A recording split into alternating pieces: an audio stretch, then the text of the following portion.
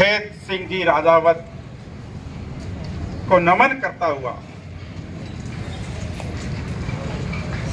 इस गांव के मीठेपन को, इस गांव के सच्चेपन को मैं तहे दिल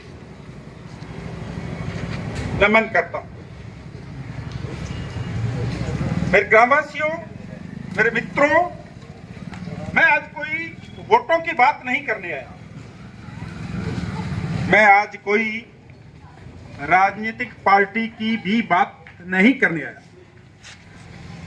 मैं जो बात करने आया हूं वो आपका ध्यान आज से 100 साल पीछे लेके जाना चाहता हूं। इस गांव का इतिहास है, 250 साल पहले यह गांव बसा था और मैं आपका ध्यान 100 साल पहले लेके जाना चाहता हूं, जब भगत सिंह, चंद्रशेखर आजाद, राजगुरु जैसे लोगों ने मौत को चुना था। किस लिए चुना था? कि हमें स्वतंत्रता मिले, यही कारण था ना। क्या कोई कारण था? और कोई कारण था? नहीं था। हमें स्वतंत्रता मिले और हमारे बिल्कुल पड़ोस के फिरोजपुर से जन्मे शहीद आजम भगत सिंह जी ने फांसी इसलिए लगवाई, बच सकती थी। बोला मेरे मरने से शायद लोग जागेंगे, मेरी फांसी लगने से शायद लोग जागेंगे। जिस उम्मीद से, जिस शहीदियों से ये देश आजाद हुआ, उस आजाद देश में जो सबसे पहले संविधान बना,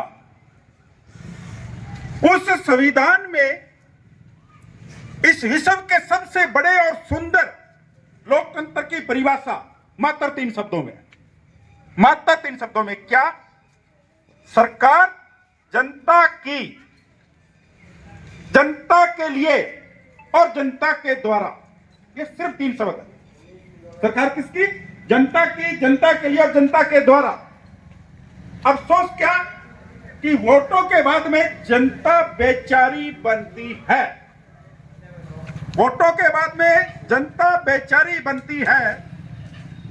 एक छोटी सी बात मैं आपके सामने रखता हूं। आप देखोगे कि मुंबई में, दिल्ली में ऐसे भिखारी पकड़े जाते हैं, मिलते हैं, पकड़े नहीं मिलते हैं, जो करोड़पति होते हैं, जिनके पास करोड़ रुपया होता है।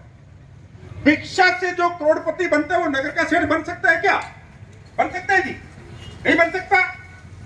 तो एक एक वोट के ताकत, एक एक वोट आपसे मांग के ताकत लेने वाला ये शासक कैसे बन जाता है भाई?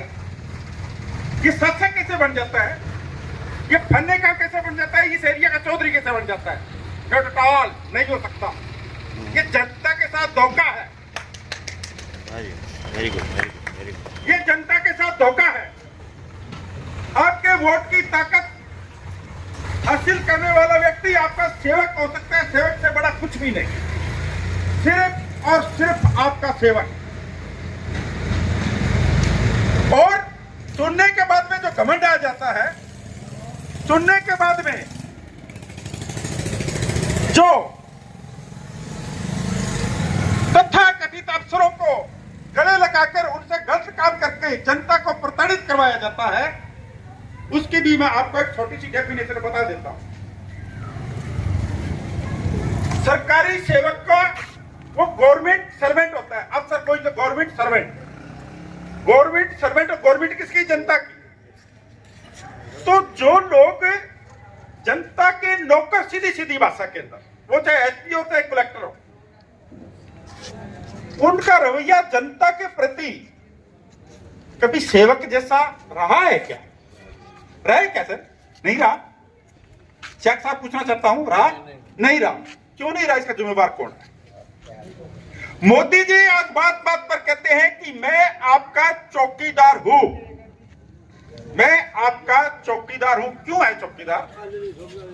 कि जनता के लिए, जनता की चुनी हुई सरकार जनता के प्रति पूरी ईमानदारी से कार्य कर रही है या नहीं, इस चीज की चौकीदारी आज नरेंद्र जी मोदी कर रहे हैं। इसीलिए देश का विकास आज दिन दुनी रात चौगुनी तरक्की कर रहा है।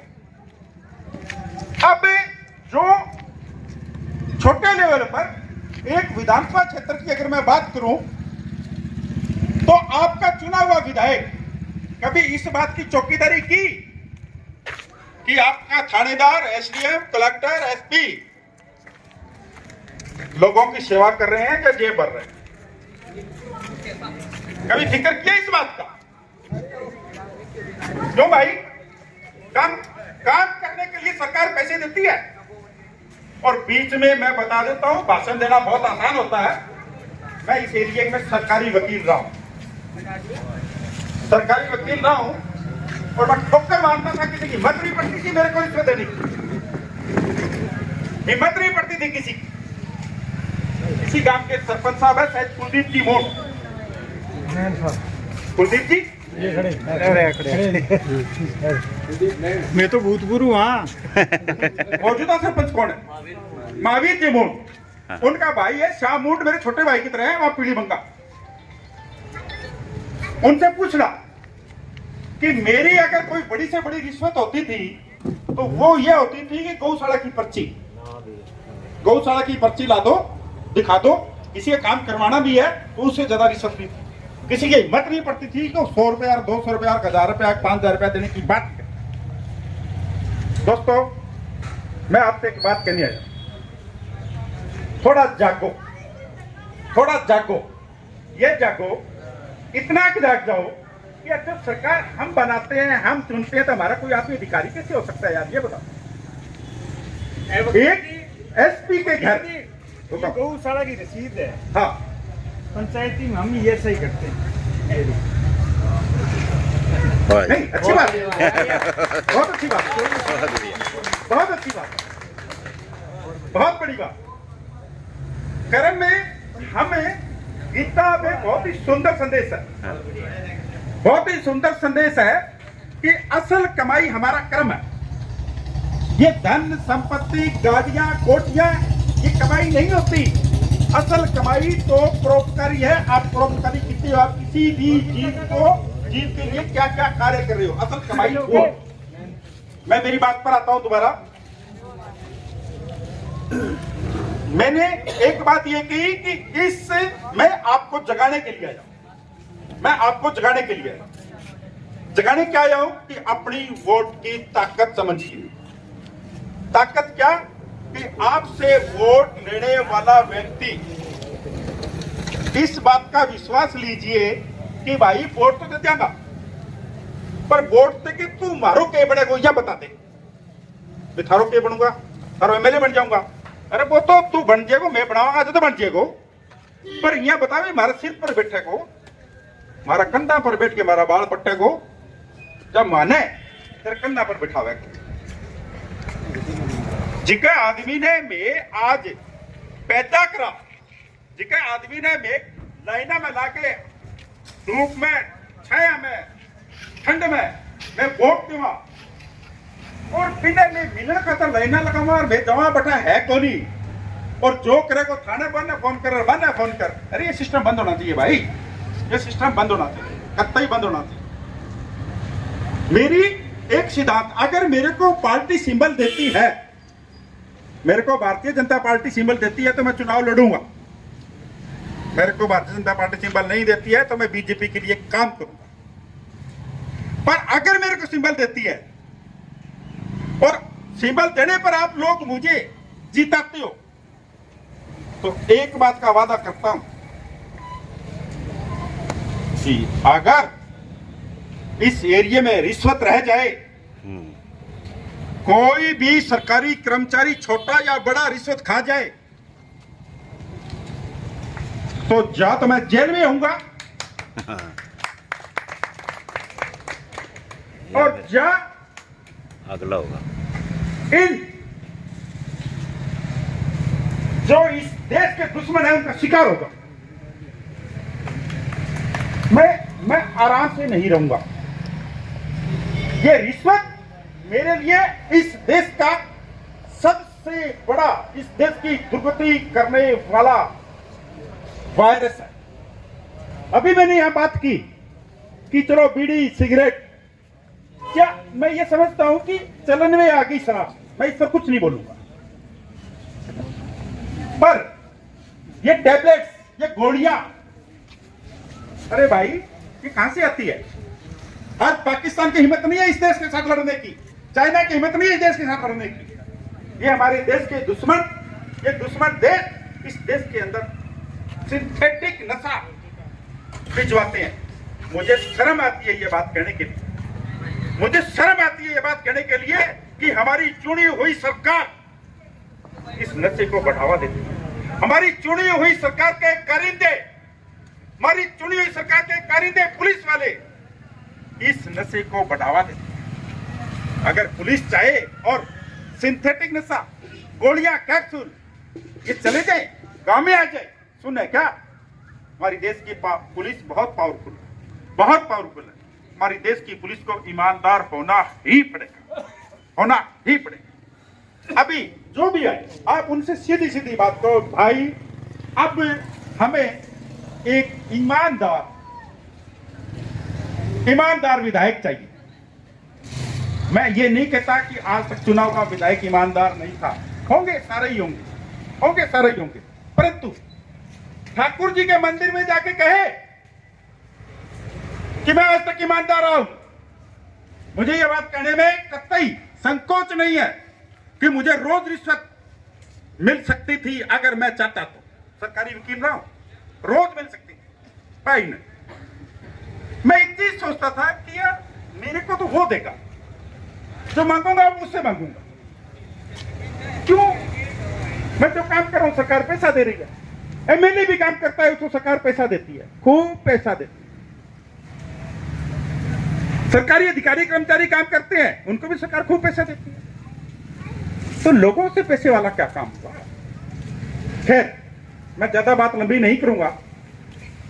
अगर पार्टी मेरे को मौका देती है और मैं आपका विधायक बनता हूं, दो बात। एक तो इस एरिया के 20 लोग जो सभी समाजों के, सभी के नजर में ईमानदार, निष्ठावान और परोपकारी भाव के हो, वो 20 लोग ही एक एमएलए को कमांड करेंगे। एक आदमी आता है टिकट लेके, मैं आगे मन देते और बाद में वो इतना बड़ो चौधरी बन जाए कि बस्किंग की परवाह कौन करनी? क्यों भाई? वो ज्यादा क्षण हो जाए के, वो ज्यादा क्षण कौन ही हुआ? एरिया में समझदार लोग हैं, ये एरिया में ईमानदार लोग हैं, भाई ईमानदार लोगों ने चुनो। और बात 20 लोग ना भाई कि आदमी मेरे साथ तो भटक क्यों जवा भाई? ये 20 लोग जिसका टाइम दे, जिसका आपको तेल बाल क्या रोज को बैठो, छोटी मोटी पंचायत, छोटी मोटी सामाजिक झगड़ा क्यों थाना तहसील में जावा? मैं बेला कर देगा थाना तहसील मैं, मारे दम के ऊपर मारा सुलझा हुआ पंचायत का लोग बे ही समझावा। देखो ना चलता के क्यों जवा? मैंने कहीं जाने की लोड़ पड़ी। एक नयो प्रयोग खातर, एक नई सोच को लेकर मैं फील्ड में आया हूं और मैं थारो आशीर्वाद चाहूं, शेख साहब आशीर्वाद चाहूं। ठाकुर जी की भूमि पर मैं आपका आशीर्वाद लेने आया, आप आशीर्वाद दीजिए और मैं पूरी कोशिश करूंगा कि हनुमानगढ़ का नाम, हनुमानगढ़ का काम पूरे राजस्थान में नहीं, देश के अखबारों के अंदर हाईलाइट होगा। मैं मेरी बात को यही विराम देता हूं और आप सबका तहे दिल धन्यवाद करता हूं। आपने बहुत मेरी बात सुनी और अभी पूरे सरपंच साहब ने मेरे को गौशाला की पर्ची दिखाई थी, तो मैं चाहूंगा कि गौशाला में यहां से जाना चाहूंगा। सरपंच साहब कुलदीप जी, आप गौशाला चला? हाँ, मैं 5 मिनट, मेरा शौक है गौशाला को, मेरा संस्कार है, गौशाला का मेरा संस्कार है। आप बोलिए, मैं चुनाव मेरा पिताजी क्या था वो काम हो कि पशु लारा जानता, पहचान लेता, पशु लारा जानता क्या मैंने कि ए देवेगा बाजार में मिल जाता, बाजार में पशु पहचान लेता। खैर मेरी बात पूरी होगी और मैं एक बार जो भी मेरा स्वागत जानो उचित लगे, मैं कुलदीप जी नहीं लेके जाऊंगा खेत, वहाँ मैंने अच्छी पहल करी और मैं गौशाला जाऊंगा, मेरी बात में फिर आऊंगा और मेरी बात में मेरो एक पत्र आयो है काल घर घर मेरे पत्र आयो है, देखियो सर आयो है मेरा पत्र ध्यान पड़ लियो भी मेरा भाव है, भी 3 बार पढ़ लियो मेरा पत्र भी मैं मेरा भाव है और भी भाव हूँ। एक बात और कहूँ मैंने, एक लास्ट और बात सुन लियो भी पत्र का भाव हूँ और मैं बोलियो भी भाव हूँ। अगर थाना फर्क आवे ना तो शर्म ना करियो, जुत्ती खोल लियो। मैं थाना बता दूं, जनता का मालिक हो, जनता का मालिक, नौकर बनियो जनता का मालिक हो, जागो। खैर मेरी बात पूरी हुई, बहुत बहुत धन्यवाद।